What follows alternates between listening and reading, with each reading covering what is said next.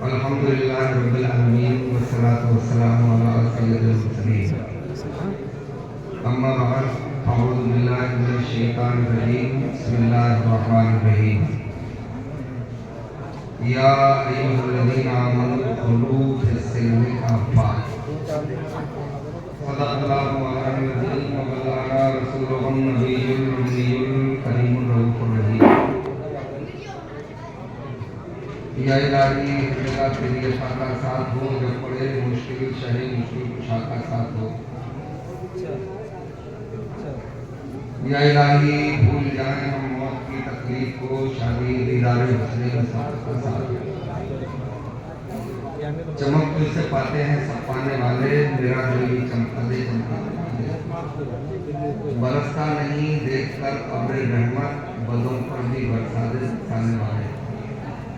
दिल की गहराइयों से अपने आका को याद कीजिए, उम्मत हज़रत की जानिब लो लगाइए और वाले खाना अंदाज में दुरूद पाक का नजराना पेश करिए। पढ़िए अल्लाहुम्मा सल्ली अला सय्यिदना व मौलाना मुहम्मदिन व बारिक व सल्लिम सलातन व सलामन अलैका या रसूलल्लाह या हबीबल्लाह या नबील्लाह।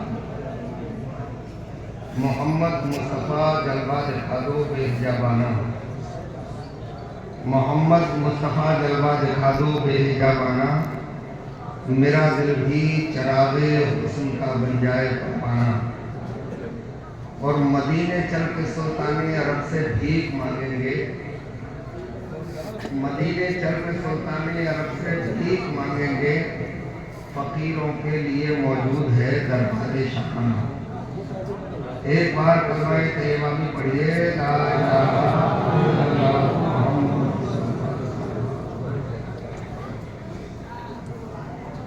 हज़रात किराम,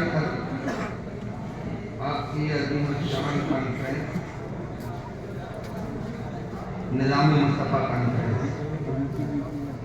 जो आपके अजीम इदारे में हर साल इसका क़याम होता है, इसमें आज गुफ्तगू करने के लिए बहुत मुख्तसर वक्त में मैं भी हाजिर हूँ। मेरे पास आप और बाकी आज हमारे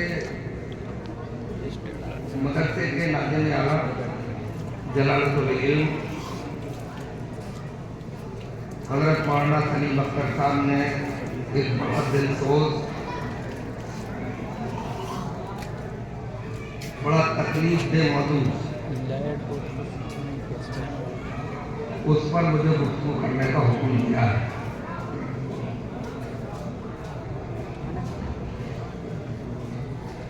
मौजू है मुस्लिम बच्चियां इर्तिदाद के दहाने पर, यानी कुफ्र के चुंगल में।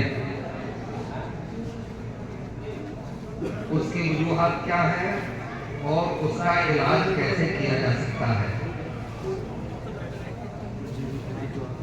मैं आपसे गुजारिश करता हूं कि तवज्जो इधर रखें। बच्चों,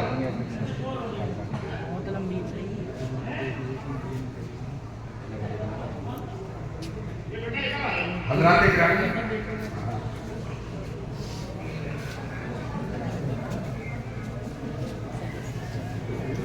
ये अपना इरादा थोड़ी देर पकड़ लेना। जामिया रिज़विया बरकातुल उलूम जो कौम मिल्लत की खिदमत कर रहा है, ये काबिले कायश है। बहुत बड़ा कारनामा अंजाम दिया।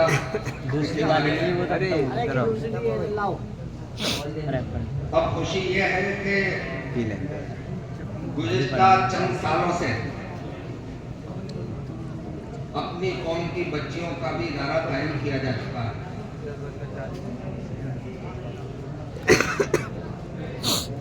हज़रात, जो इसके असबाब हैं कि हमारी बच्चियां कुफ्र के चुंगल में फंसती चली जा रही हैं, मैंने जो समझा, मैंने जो इस पर गौर व फिक्र की, पता ये चला कि इसकी पहली वजह है को एजुकेशन, यानी मखलूत तालीम। जो आज कॉलेज में यूनिवर्सिटी में अब तकरीर सुन लो। ये तो होगा। एक ही रूम में एक ही क्लास में लड़के भी और लड़कियां भी ये असली तालीम हासिल करते हैं। इससे बहुत बड़ा नुकसान हुआ और ये रिवाज आज से तकरीबन 200 साल से शुरू हुआ। पहले इदारे लड़कियों के अलग और लड़कों के अलग हुआ करते थे, मगर जैसे ही ईसाइयत का तसल्लुत हुआ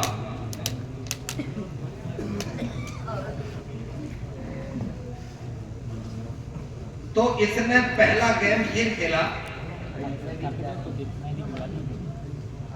कि मुसलमानों को देर करने, मुसलमानों को कमजोर करने का एक ही रास्ता है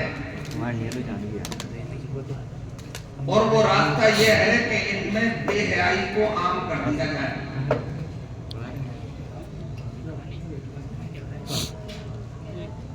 और बेहयाई पर उन्होंने किताबें नहीं लिखी, बेहयाई फैलाने के लिए उन्होंने अपने मुकर्रिरीन से तकारीर नहीं कराई, बल्कि एक ऐसा आसान रास्ता निकाला कि उस रास्ते से उन्होंने कामयाबी हासिल कर ली और वो रास्ता था शिक्षा का, तालीम का, एजुकेशन।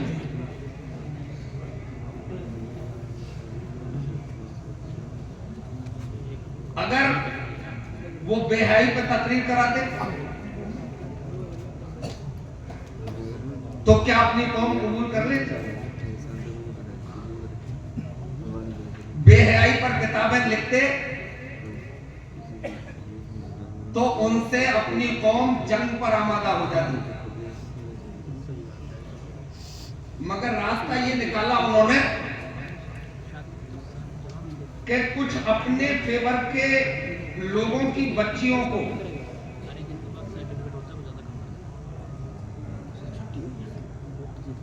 दुनियावी एजुकेशन की तरफ उभारा, डॉक्टर बना दिया, इंजीनियर बन गई। अब जब पड़ोस में कोई इंग्लिश बोलने वाली लड़की, पड़ोस में कोई डॉक्टर वजूद में आई तो पड़ोसी को भी शौक पैदा हुआ, उसकी बीवी ने उन्हें उभारा कि अपनी बेटी को भी ऐसी ही तालीम दी जाए ताकि अपनी बेटी भी इंजीनियर, डॉक्टर बन जाए। रफ्ता रफ्ता वो कामयाब हो गए और फिर पहले अलग अलग इदारे थे, फिर उनको मखलूत कर दिया गया, उसे को एजुकेशन में तब्दील कर दिया गया।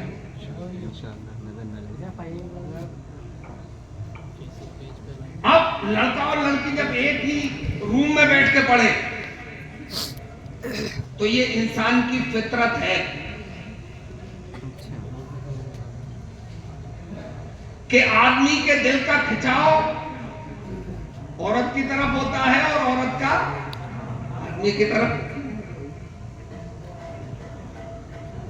माहौल बिगड़ता गया। अब ये बयान हम करते हैं तो हमारे ही समाज के लोग हमारे पास फोन करते हैं कि मौलाना साहब ऐसा नहीं है,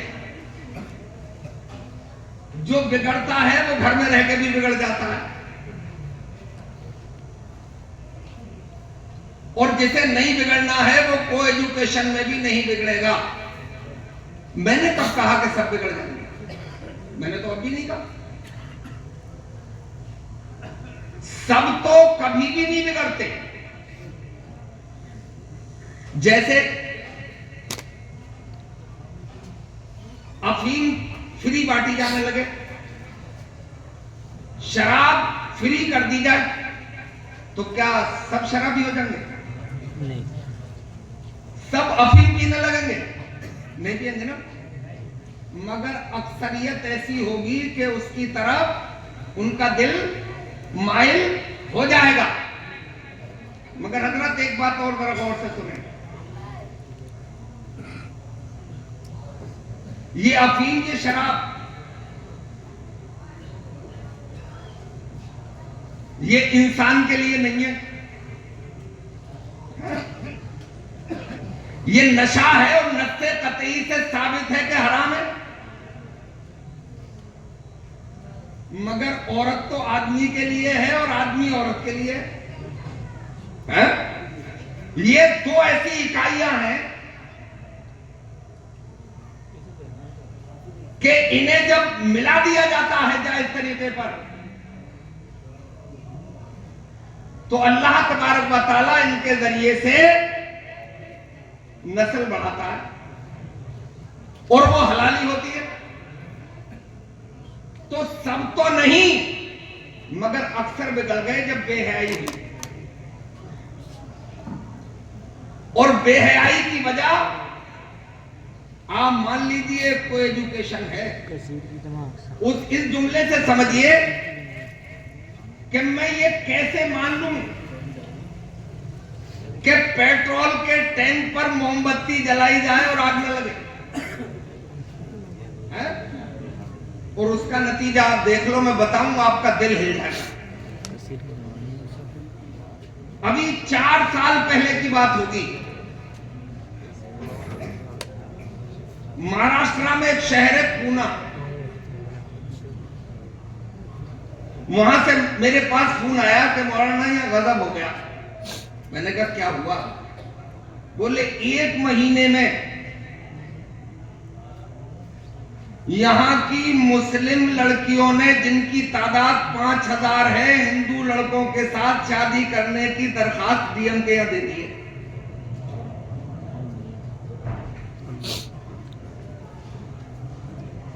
अब मेरे पास फोन आया, मैं बेचैन हो गया, रात को नींद नहीं आया। मैंने हवाई जहाज के टिकट वाले से राब्ता कायम किया और तीसरे दिन का टिकट बन गया, मैं पूना चला। मैंने उनसे राब्ता किया कि फेक न्यूज भी हो सकती है, गलत बात भी हो सकती है, अफवाह भी हो सकती है। दिल मानने को तैयार नहीं था। क्यों? इसलिए कि क्या मुस्लिम कौम की बच्चियां इतनी बिगड़ जाएंगी? मुस्लिम घर में पैदा होने वाली बच्ची इतनी बिगड़ जाए, ये बात अकल में नहीं आ रही। मैंने उनसे राब्ता कायम किया, मैंने उनसे पूछा कि फेक न्यूज तो नहीं है? तो उन्होंने मुझे बताया कि बात सच्ची है और उन्होंने मुझे पूरी लिस्ट दिखा दी। मैंने कुछ घरों से राब्ता आया आपका? बोले है। मैंने चलो, तकरीबन 30 घरों का दौरा किया मैंने। उन बच्चियों से गुफ्तगू भी हुई, उन्हें मैंने समझाने की कोशिश की। अब वो समझी या न समझी ये एक अलग बात है, मगर मैं जो डीपली गया उनसे गुफ्तगू करके, तो मुझे पता ये चला कि उनमें से एक भी लड़की ऐसी नहीं थी जिसके पास दीन की तालीम हो।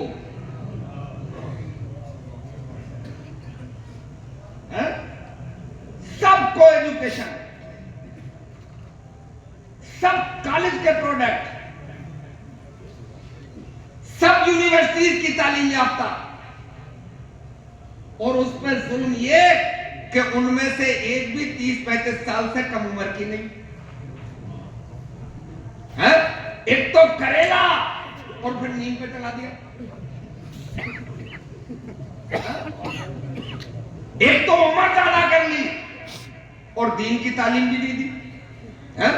अगर दीनी तालीम हो तो कम से कम ये तो दिल को तसल्ली होती है कि इसके पास दीन की तालीम है, कुछ भी हो जाए मगर ये अपना ईमान खराब नहीं करेगी। सब मिलके बताओ, ईमान खराब नहीं करेगी। मगर होड़ है।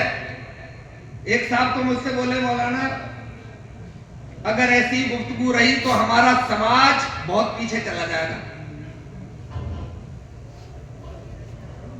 तालीम से दूरी हो जाएगी और अपनी कौम की बच्चियां तबाह बर्बाद हो जाएंगी, कैरियर उनका नेस्तो नाबूद हो जाएगा। आप सीधे उनके कैरियर पर चोट कर रहे हैं। मैंने कहा आपने गौर नहीं किया, आपने समझा नहीं। कैरियर कभी भी डॉक्टर बन के नहीं बनता है, इंजीनियर बन के नहीं बनता है। मुस्लिम बच्ची का कैरियर तो कनीज़े फातिमा बन के ही बनता है, आलिमा बन के ही बनता है। जिसके पास दीन की तालीम होती है उसका कैरियर ही बुलंद होता है। नारे तकबीर, नारे तकबीर, हाथों को उठाकर जवाब दे। नारे तकबीर, नारे रिसालत, नारे रिसालत।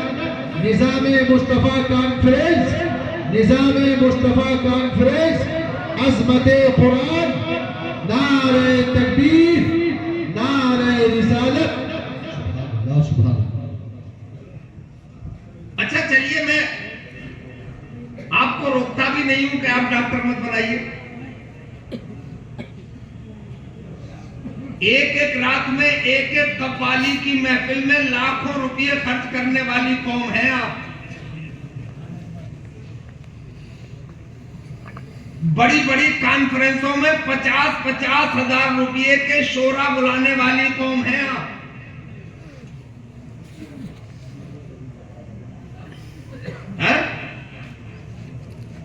आपसे ज्यादा चंदा देने वाली और कोई कौम नहीं है, मगर बेसूद बेफायदा। मैं कहता हूं कि इन्हें थोड़ा शॉर्ट करो। मैं गुजारिश कर रहा हूं आपसे कि बड़ी बड़ी 5-5 माला बिल्डिंग बनाने वालों, 4 माला बिल्डिंग पर ही इत्तिफा करो, शॉर्ट कर दो। ये 2 मंजिल बनाना चाहते हो तो 1 मंजिला मकान में जिंदगी गुजार लो। न जाने कितने लोग, न जाने कितने समाज के लोग किराए पर जिंदगी गुजार देते हैं, फुटपाथ पर जिंदगी गुजर जाती है, झोपड़ियों में जिंदगी गुजर जाती है। शॉर्ट करो, 1 मंजिल का पैसा अपनी बेटियों की तालीम के लिए खर्च कर दो, ताकि बेटी आपकी अपने ही इदारे में, अपने ही मुदर्रिसीन के जरिए आलिमा भी बन जाए और जरूरत पड़े तो वो बेहतरीन एक वकील भी बन जाए और बेहतरीन डॉक्टर भी बन जाए।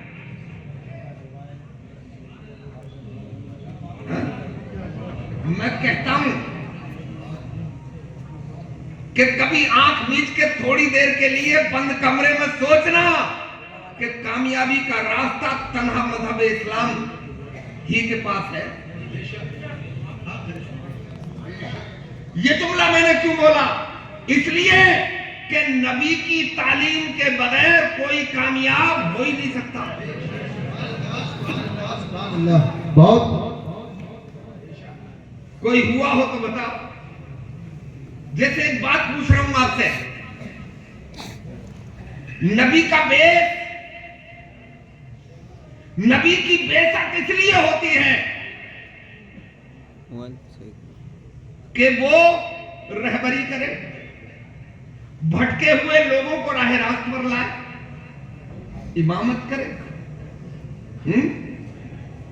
मगर मुझे बताओ, अल्लाह ताला ने दुनिया में पहला इंसान भेजा हजरत आदम अलैहिस्सलाम की शक्ल में, दुनिया का पहला इंसान, और वही नबी, दुनिया का पहला इंसान नबी। अब कोई इंसान तो दुनिया में था नहीं, हजरत आदम अलैहिस्सलाम की नस्ल है सब हम लोग।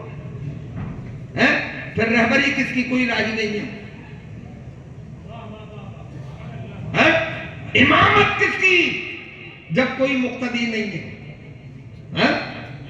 पहला इंसानी नबी बनाया अल्लाह ने ताकि पूरी नस्ल को यह जहन दिया जा सके कि क़यामत तक आने वाली नस्लों बगैर नबी की तालीम के कोई कामयाब हो ही नहीं सकता है। सुभान अल्लाह, बेशक। और बड़े बड़े एम्पायर जो कायम हुए दुनिया में, उन्हीं के हुए जिनके पास आसमानी दीन था। पहले यहूदियों के वो बिगड़े, फिर ईसाइयों के। वो अलग बात है कि उन्होंने उन किताबों में तखरीब कारी कर दी, जैसे तौरात जो हजरत मूसा अलैहिस्सलाम पे नाजिल की अल्लाह ने। जब तक वो सही थे बड़े बड़े एम्पायर खड़े किए उन्होंने। फिर ईसाई, इंजील हजरत ईसा अलैहिस्सलाम जब तक उनको मानने वाले रहे बड़े एम्पायर थे उनके। फिर इस्लाम, कुरान के मानने वाले, पैगंबर इस्लाम के मानने वाले, वो निहत्ते लोग,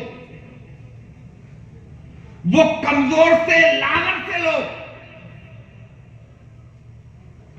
वो पहमद पे पहमद लगे हुए कपड़े पहनने वाले लोग मक्के की गलियों से निकल गए, मदीने पहुंचे और मदीने की गलियों से निकले तो दुनिया के कोने कोने तक पहुंचे और परचम इस्लाम लहराने का काम किया। ये धोखा देते हैं लोग, ये कौम को बरगलाते हैं लोग, और अपनी कौम भी इतनी भोली है कि उनके बहकावे में आ जाती है। वो इंजीनियर साहब कह रहे थे, फला यूनिवर्सिटी के प्रोफेसर साहब कह रहे थे कि ये मदरसे रूढ़ीवादी पैदा करते हैं, बोदले और कमजोर लोग पैदा करते हैं जो 1400 साल पुरानी रटी रटाई बातों का जिक्र बड़ी बड़ी कॉन्फ्रेंसों में करते रहते हैं। और आप उनके सुंगल में आ गए, वो आपको कहते हैं अमेरिका देखो, पूरा यूरोप देखो कितना रंगीन है, कोठियां देखो, बिल्डिंगें देखो उनकी, उनका लग्जरी स्टाइल देखो।